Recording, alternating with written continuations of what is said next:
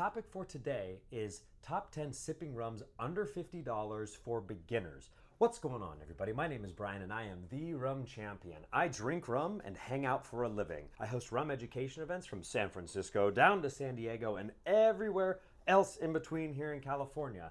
I have had over 1,420 rums from 78 countries. I have over 640 bottles of rum in my home collection. So in short, I am a rum-obsessed lunatic that has turned a passion into my full-time job, and it is awesome. Now, I would define a beginner as somebody who has only ever had spiced rum, Captain and Coke or something like that. You associate rum with being too sweet. Or the other one here is that you don't sip spirits by themselves, but you're getting curious particularly with rum. So here are 10 recommendations. By no means are these the only 10. There are infinite number of bottles that you can swap in, swap out. I decided to pick ones that were widely available and an array just to showcase rum's diversity. To kick things off here, we have Flor de Kana 18-year-old. Now, Flor de Kana is distilled in Nicaragua. This is an 18-year-old minimum aged rum. So in the United States, in order for it to say 18 years on the bottle, the minimum youngest liquid in there is 18 years. Flor de Kana has done some rebranding over the years with workers' issues, age statements in the past. They have cleaned all that up.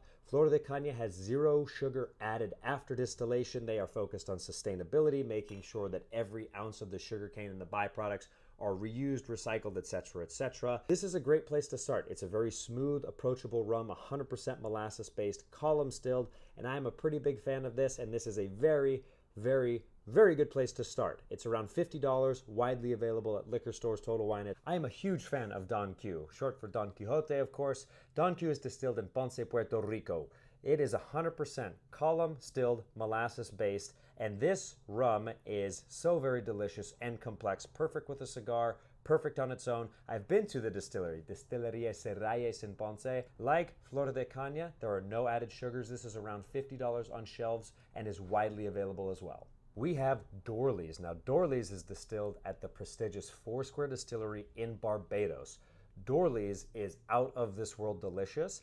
The big thing here is that this is column stilled and pot stilled rums. So column stilled rum distilled by itself, pot stilled rum distilled by itself, blended together. And I like the 12 year here. The 12 years is awesome. The XO is awesome. Really, the Dorley's line in general is insanely delicious and super well priced at Total Wine. It's part of their direct spirits line. So the 12 year here you can get for $30. Amazing on its own with the introduction of that pot still influence. You get not only a smooth entry, but you get that pot loveliness on the end to give you a nice longer lasting finish than you would have otherwise enjoyed. I've already talked a bunch about Chairman's Reserve. They are one of my favorite brands. They are so underappreciated and overshadowed by other rums that are doing column and pot still distillation. Chairman's Reserve is part of St. Lucia Distillers in St. Lucia. They've been making rum since the 1930s. Again, column stilled rums and pot stilled rums blended together for the original. This bottle here is insanely delicious, and for $25 it should be almost criminal that you can find it anywhere and it is easily accessible. Do not sleep on Chairman's Reserve.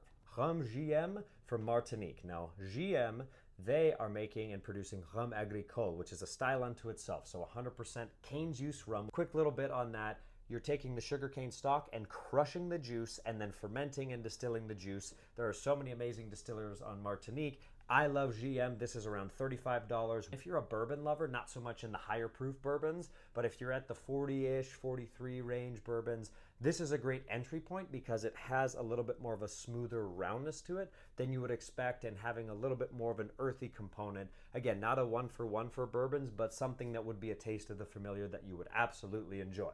Next up, we have Rum Bourbon Core. This is from Haiti. They have been making rum in Haiti since 1862.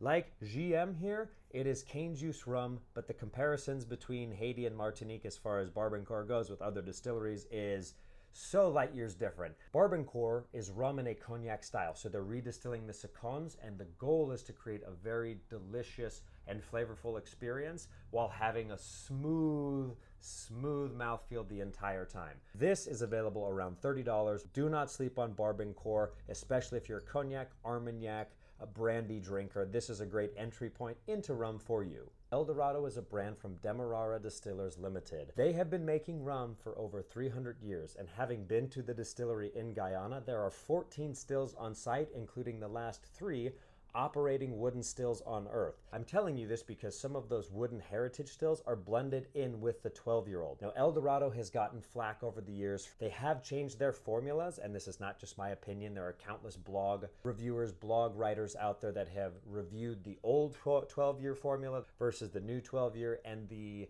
feedback is the same, that El Dorado's new formula is out of this world delicious. These rums are around $35, $45 depending on where you're at, and cannot recommend them enough. Again, minimum age liquid in this is 12 years. We're now in Jamaica, lovely, lovely Jamaica, that produces some of the most delicious and amazing rums. My entry point was Appleton 12.